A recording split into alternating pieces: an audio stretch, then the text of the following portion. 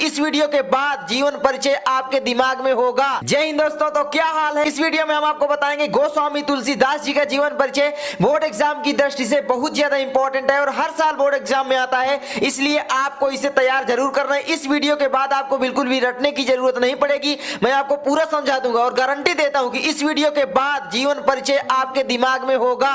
तो चलो देखते हैं इसे पूरा। और मैं आपको बता दूं ये 100% है कि बोर्ड एग्जाम में आएगा, ये गारंटी है, तो आप लोग इसे ध्यान जरूर देना, ठीक है। तो देखो यहाँ पर सबसे पहले जीवन परिचय तुलसीदास, बहुत ज्यादा इंपॉर्टेंट है ये जीवन परिचय। तो यहाँ पर चलो देखते हैं कितना आसान भाषा मैंने लिखा है।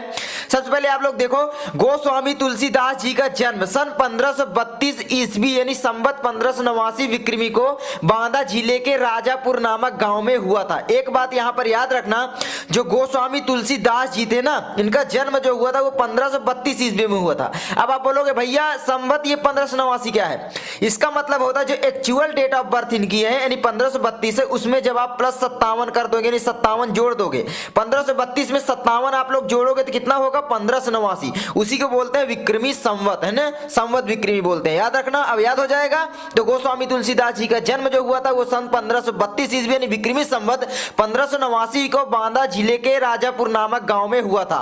बहुत बुक में ये लिखा होता है, बहुत में ये लिखा होता है, तो इसलिए मैंने दोनों लिख दिया। तो क्या दिक्कत है ना, याद कर लो। इनके पिता का नाम आत्माराम दुबे, जो पिता का नाम था वो आत्माराम दुबे था। आप लोग इन बिंदुओं को जरूर हाईलाइट करना। आप लोग क्या करोगे, ब्लैक और ब्लू पेन का इस्तेमाल करोगे तो आप उसमें ब्लैक पेन का इस्तेमाल करना, जहां पर ये मैंने गुलाबी पेन का इस्तेमाल किया है, याद रखना, ठीक है। तो ये ध्यान रखना। उसके बाद इनके माता का नाम क्या था, हुलसी था, ठीक है। तो इनके माता का नाम हुलसी था। कुछ लोग इनका जन्म स्थान एटा जिले के सोरो नामक स्थान को मानते हैं। तो जो कुछ विद्वान हैं इनका जन्म कहां मानते हैं, एटा जिले के सोरो नामक स्थान को। आप चाहो तो इसे छोड़ भी सकते हो, कोई दिक्कत नहीं है, वैसे मैंने आपको बता दिया, याद कर लो अगर हो सके। याद करने की जरूरत ही नहीं है, अभी मैं आपको ट्रिक बताता हूं किस तरीके से आप याद करोगे, ठीक है। लास्ट तक बने रहना वीडियो में। उसके बाद यहां पर क्या है, इनके बचपन का नाम राम बोला था। क्या था इनके बचपन का नाम, राम बोला, ठीक है। उसके बाद ये सरयू पारीण ब्राह्मण थे। क्या थे, ये सरयू पारीण ब्राह्मण थे। इनका जन्म अभुक्त मूल नक्षत्र में हुआ था। इनका जो जन्म हुआ था आप कह सकते दोषपूर्ण नक्षत्र में, अभुक्त मूल नक्षत्र बोला जाता था, उस पर हुआ था। इनका जन्म अभुक्त मूल नक्षत्र में जब हुआ तो क्या हुआ, कहा जाता है कि इनके जन्म से ही 32 दांत मौजूद थे। तो यहां पर कहा जाता है, मैंने इसलिए लिख दिया ताकि एग्जामिनर को थोड़ा अट्रैक्शन लगे, हाँ यार बच्चे ने कुछ अपने दिमाग से लिखा है ना। तो कहा जाता है इनका जो जन्म हुआ था, जन्म के समय ही 32 दांत मौजूद थे। ध्यान देना, 32 दांत। तो हो सकता है इनके माता पिता इनको राक्षस समझ लिए हो कि भाई ये राक्षस जन्म ले लिया हमारे घर में, हो सकता है इसीलिए इनका त्याग कर दिया आगे चल के, अभी आप लोग देखोगे। फिर क्या हुआ, इनके गुरु ने इनका पालन पोषण किया, नरहरि दास जी ने, है ना। तो यही सब चीजें हैं। तो आपको देखो एक कहानी के तौर पर जीवन परिचय देखना है, ऐसे नहीं कि आप रटने लग गए पूरा का पूरा, जो मैंने लिखा वही छापने लग गए, जो क्वेश्चन बैंक में है वही रटने लग गए, ऐसा बिल्कुल भी नहीं होता। आपको क्या करना है, आपको केवल पढ़ना है, उसके बाद क्वेश्चन बैंक में पढ़ना है, और फिर मैं आपको ट्रिक बताता हूं किस तरीके से याद करोगे। थोड़ा सा और पढ़ लो पहले, ठीक है। यही कारण रहे होंगे कि इनके माता पिता ने जन्म के समय ही इनका त्याग कर दिया। यही कारण थे। कौन कौन से कारण, एक तो इनका जो 32 दांत मौजूद था, आप लोग जानते हो 32 दांत तो मौजूद था। उसके बाद एक कारण क्या था, आप लोग जल्दी से बताओ क्या था, अभुक्त मूल नक्षत्र में पैदा हुए थे, तो इसी कारण हो सकता है इनके माता पिता इनका त्याग कर दिए हो, है ना। वैसे करते तो नहीं है, किसी के माता पिता ऐसे त्याग नहीं कर सकते, लेकिन फिर भी अब बुक में लिखा है ये, तो अब क्या कर सकते हैं, हो सकता है किए भी हो, है ना। पहले के आदमी पत्थर दिल होते थे, पत्थर दिल, ठीक है। उसके बाद क्या है, इनके गुरु स्वामी नरहरि दास ने इनका पालन पोषण किया था। क्या किया था, इनके गुरु स्वामी नरहरि दास ने इनका पालन पोषण किया था।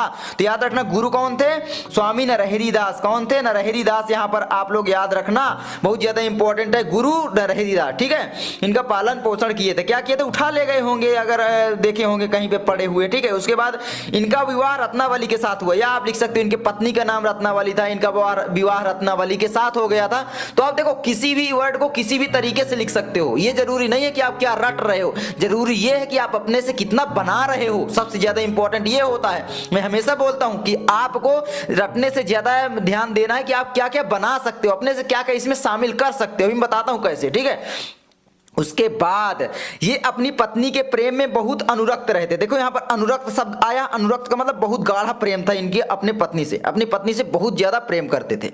जहां पर प्रेम होता है वहां पर नफरत भी बहुत अधिक होती है, ये भी याद रखना, चाहे जहां पर भी होगा। अभी देखना कैसे। लेकिन पत्नी की फटकार के कारण इनके मन में वैराग उत्पन्न हो गया। वैराग का मतलब है कि भाई बहुत क्रोध इनको आ गया, वैराग होने का कि भाई मैं अब तुमसे कभी बात नहीं करूंगा, ये वो है ना, इससे वैराग हो गया, उत्पन्न हो गया। और ये काशी चले गए। कहां चले गए भाई साहब? काशी चले गए। ध्यान देना, काशी ये बनारस के पास, आप जानते हो बनारस में ही काशी है, तो वहां पर चले गए। वहां पर गंगा जी बहती हैं, आराम से डुबकी लगाए और फिर क्या हुआ, ये चले गए शेष सनातन नामक विद्वान के पास, जहां पर ये वेद पुराण की मतलब सीखा, ये सारी चीजें है ना, मतलब पढ़ाई की। तो यहां पर ध्यान देना, थोड़ा सा मैं आपको बता दूं क्या क्या।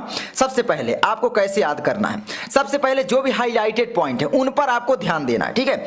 अब यहां पर एक बात याद रखना, आगे जब काशी चले गए तो क्या हुआ, काशी के शेष सनातन, वहां पर एक विद्वान थे, शेष सनातन नामक विद्वान कहलाते थे। नामक विद्वान से वेद पुराण आदि का ज्ञान प्राप्त किया, है ना, उनको सीखा, पढ़ा, उनके बारे में समझा, ज्ञान लिया उनसे, ठीक है। कौन? गुरु एक और उनके हुए, शेष सनातन आप कह सकते हो, गुरु या कुछ भी आप बोल सकते हो, ठीक है। उसके बाद गुरु तो इनके स्वामी नरहरिदास थे, ठीक है। उसके बाद क्या हुआ, उसके बाद इनका जीवन काशी, अयोध्या और चित्रकूट में अधिक बीता। इनका जो जीवन था वो कहां कहां बीता? काशी, अयोध्या और चित्रकूट। आप जानते हैं राम भक्त थे, है ना, राम की लीलाओं का गान किया करते थे, यानी क्या थे, राम भक्ति शाखा के ये कवि थे। आप ऐसे भी लिख सकते हो कि भाई गोस्वामी तुलसीदास जी राम भक्ति शाखा के कवि थे, ऐसे भी लिख सकते हो, है ना। तो ये याद रखना, सगुण थे ये, गुण निर्गुण नहीं थे, ठीक है, याद रखना। उसके बाद इनकी मृत्यु सन 1623 ईस्वी के लगभग हुई। कहां पर हुई ये आप कमेंट करना जल्दी से, गांव का नाम मुझे बताना गूगल करके, चाहे गूगल ही करो। तो इनका जो मृत्यु हुई थी वो हुई थी 1623 ईस्वी के लगभग हुई थी। अब यहां पर देखो, अब की बार जो जीवन परिचय आएगा वो टोटल आएगा, याद रखना 5 नंबर का आएगा। पहले जो जीवन परिचय आता था वो आता था 3 नंबर का, लेकिन अब की बार आएगा 5 नंबर का। तो इसमें क्या होगा कि 3 नंबर आपको मिलेंगे जीवन परिचय के और 2 नंबर इनकी रचनाओं के मिलेंगे, 3+2 यानी 5 नंबर। तो यहां पर एक बात याद रखना कि इनकी रचनाएं भी जरूरी है याद करना। यहां पर इनकी प्रमुख रचनाएं कौन कौन सी हैं याद कर लो जल्दी से। श्री रामचरितमानस आप लोग जानते हो, बहुत ही इंपॉर्टेंट ग्रंथ है और इसे लगभग अवधी भाषा में लिखा गया था, आप लोग जानते हो, है ना। और यहाँ पर जो रामायण, बहुत सारे लोग बोलते हैं कि हमारे गांव में रामायण हो रही है, उत्तर प्रदेश में बहुत ज्यादा प्रचलित है, मतलब हर घर में लगभग हर साल बैठा ही जाती है, हर जगह मतलब बैठा दिया जाता है 24 घंटे के लिए और उसका गान किया जाता है ना, ढोलक मजीरे के साथ भी होता है और वैसे भी लोग पढ़ते हैं। तो याद रखना रात भर जग के पढ़ा जाता है। उसके बाद इनकी एक और रचना है गीतावली, दोहावली, कवितावली। एक और हमें बता दूं, विनय पत्रिका। क्या थी? विनय पत्रिका, याद कर लेना, मैं बताए दे रहा हूं, हो सकता है बोर्ड एग्जाम में आ जाए कि भाई बहुविकल्पी प्रश्न में विनय पत्रिका किसकी रचना है, ठीक है। तो ऐसे भी आ सकता है, कोई देखो बोर्ड का जरूरी नहीं कि क्या पूछ ले, हो सकता है इसी में से बहुत सारे क्वेश्चन फंस जाएं कि भाई गीतावली किसकी रचना है, गीतावली के कवि का नाम बताइए, है ना। तो इसीलिए आपको याद कर लेना है। अब यहां पर ट्रिक क्या है कि आप किस तरीके से जीवन परिचय याद करोगे। सबसे पहले मैं आपको बता दूं क्या करना है, दिमाग में बसाना है कि भाई तुलसीदास जी को दिमाग में बसाए। उसके बाद इनका थोड़ा सा देखना है कहां पर हुआ जन्म। सबसे पहले ऐसे कि भाई एक उसमें लिख सकते हो कहां पर हुआ, उत्तर प्रदेश में, ठीक है। उसके बाद इसमें आप कर सकते हो कि जिला कौन सा था भाई, तो जिला जो था वो था चित्रकूट, यानी बांदा, चित्रकूट अब हो गया तो चित्रकूट भी लिख सकते हो या बांदा, कोष्टक में बांदा कर दो, ठीक है। पहले ऐसे ही था, बदल गया थोड़ा सा, ठीक है। अब उसके बाद गांव क्या था भाई, गांव था राजापुर। क्या था? गांव राजापुर। जन्म कब हुआ था ये आपको याद कर लेना है, कब? 1532 ईस्वी। किसी डेट से आप लोग कनेक्ट कर सकते हो, 1532 ईस्वी, ठीक है।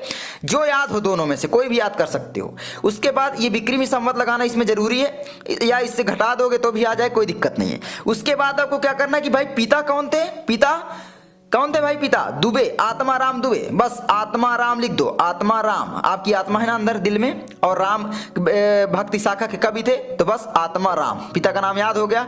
और माता का नाम याद कर लो, हुलसी, ऐसे ही लिखते चले जाओ, हुलसी।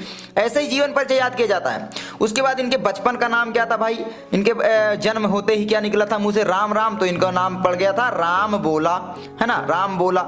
और ये अपनी पत्नी, देखो कहानी के तौर पर याद करो कि भाई इनका जो विवाह हुआ था वो किससे हुआ था, रत्नावली के साथ। और उसके बाद मतलब ये अपने से रटना नहीं है, ऐसा रटने लग गए, नहीं, आपको कहानी के तौर पर देखना है।